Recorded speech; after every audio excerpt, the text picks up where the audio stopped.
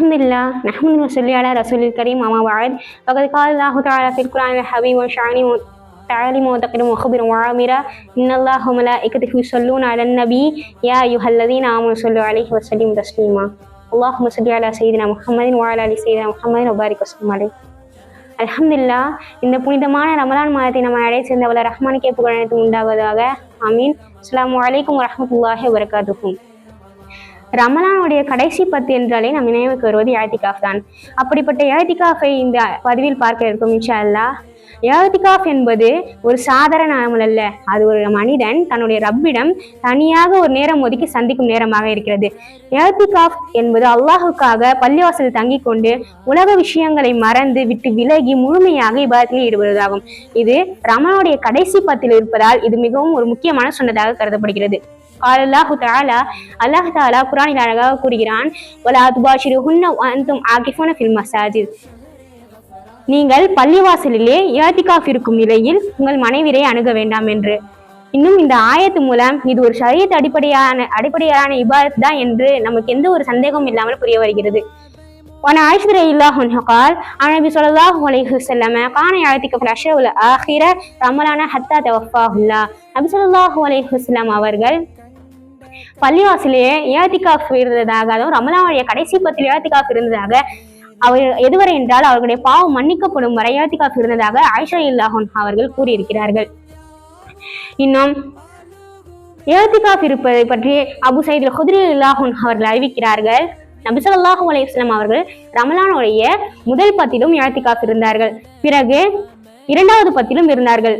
அவர்கள் கூடாரத்தில் 2வது 10 இஅ்திகாஃப் இருக்கும் பொழுது அவருடைய தலையை வெளியே நீட்டி, என்னுடன் இதுவரை இஅ்திகாஃப் இருந்தவர்கள் ரமலானுடைய கடைசி 10 இருந்து கொள்வீராக என்று கூறினார்கள்.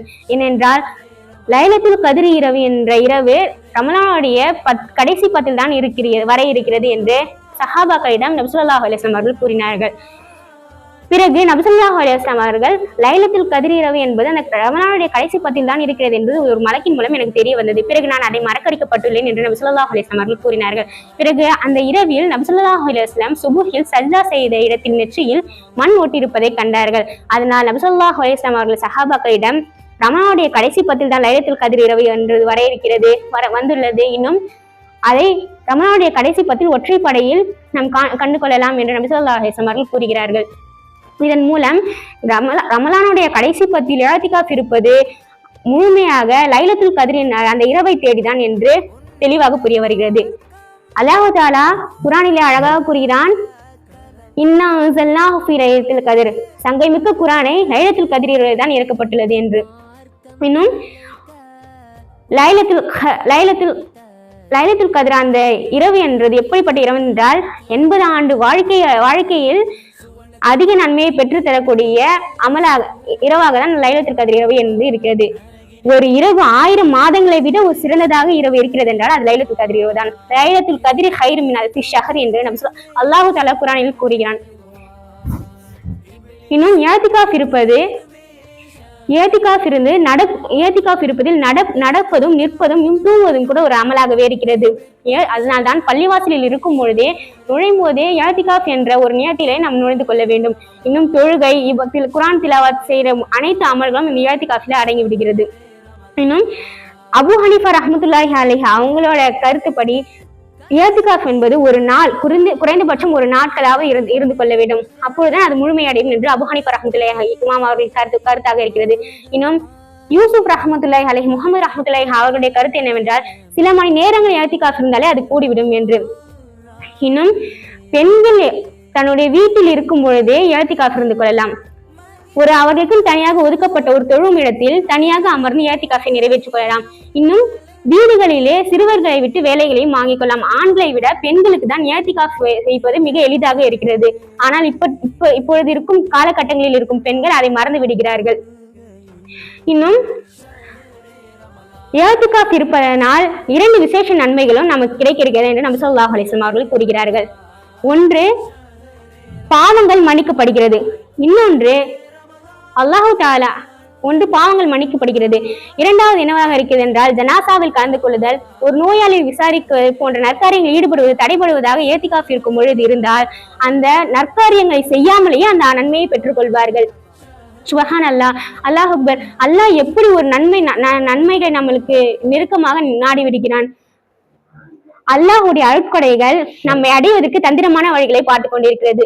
பெரிய அமல்கள் இல்லாவிட்டாலும் சிறிய அமல்களை பெரும் நன்மைகளை பெற்றுக்கொள்ளலாம் இன்ஷா அல்லாஹ். இந்த ரமலானுடைய கடைசி பத்தில் அதிகமாக நம்ம இஅ்திகாஃப் இருப்பவர்களாக நம்மை ஆக்கி வைப்பானாக.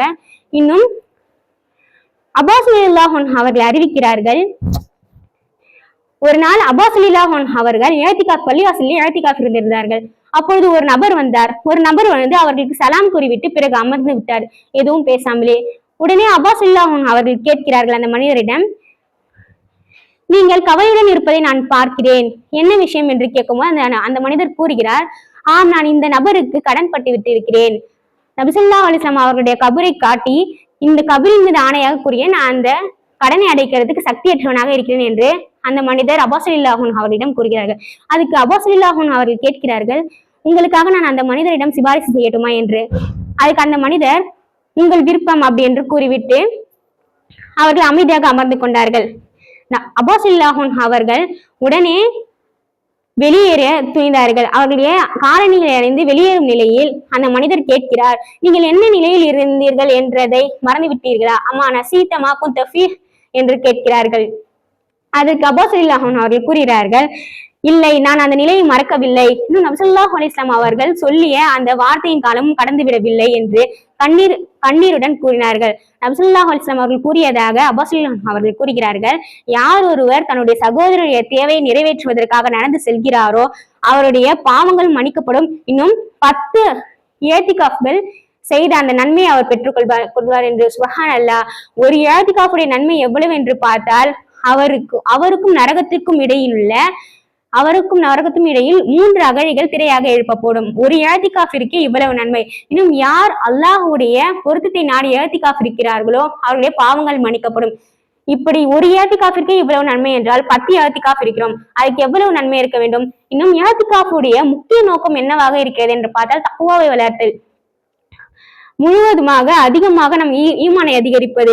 இந்த ரமலானுடைய கடைசி 10 இஅ்திகாஃபுடைய 10 நாட்கள் என்னவென்று என்று பார்த்தா அந்த இதய சுத்திகரிப்பு நாளாகவே என்று கருதப்படுகிறது.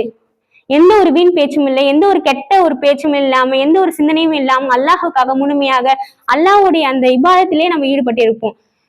இன்னும் கல்பை சுத்தப்படுத்துறது, எந்த ஒரு பேச்சும் இல்லாம இன்னும் நம்மளுக்கு தேவையில்லாத விஷயத்துல ஈடுபடுறது, இந்த ஹராமான செயல்களை விட்டு யோசிப்பதை விட்டு அல்லாஹ் நம்மை பாதுகாத்து விடுகிறான். இன்னும் நார்மலா ஒரு நாட்கள்ல செய்தாலே பாவம் செய்தால் அது ஒரு பாவ கணக்குல எழுதப்படும். அதுவே ரமலானுடைய நாட்கள்ல செய்தால் அது ரொம்ப அதிகமாக எழுதப்படும். இந்த ஒரு பாவத்தை விட்டு தடுப்பதாக இஅ்திகாஃப் இருக்கிறது. இன்னும் இஅ்திகாஃப் இருக்கிறது எப்படி நடைமுறை என்று பார்த்தால், முதலில் நியத்து, பிறகு மஸ்ஜிதில் நுழையணும். நியத்துடன் நுழையும் போதே மஸ்ஜிதில் நியத்துடன் நுழைந்து விட வேண்டும். பிறகு எந்த வீண் பேச்சுகளும் ஈடுபடக்கூடாது. குரான் ஓதுதல், 5 வக்து தொழுகை, தஹஜ்ஜுத், குரான் திலாவத், திக்ர், இஸ்திக்ஃபார் இது போன்ற அமல்களில் ஈடுபட்டு இருக்க வேண்டும். வீண் பேச்சுகளை விட்டு தவிர்த்திருக்க வேண்டும். இன்னும் அதிகமாக இந்த ரமலானுடைய கடைசி 10 இஅ்திகாஃப் இருக்கக்கூடியவர்களாக நம்ம எல்லாம் அனைவரையும் வல்ல ரஹ்மான் ஆக்கி வைப்பனாக. இறுதியாக நபி ஸல்லல்லாஹு அலைஹி வஸல்லம் அவர்கள் ஆயிஷா ரலியல்லாஹு தஆலா அன்ஹா அவர்களுக்கு கற்றிருந்த துஆவுடன் முடித்துக் கொள்ளலாம். அல்லாஹும்ம இன்னக அஃபூ துஹிப்புல் அஃவ ஃபஅஃபு அன்னா. ஆமீன் யா ரப்பல் ஆலமீன். ஆகிர் தஅவானா அல்ஹம்துலில்லாஹி ரப்பில் ஆலமீன். அஸ்ஸலாமு அலைக்கும் வரஹ்மத்துல்லாஹி வபரகாத்துஹு.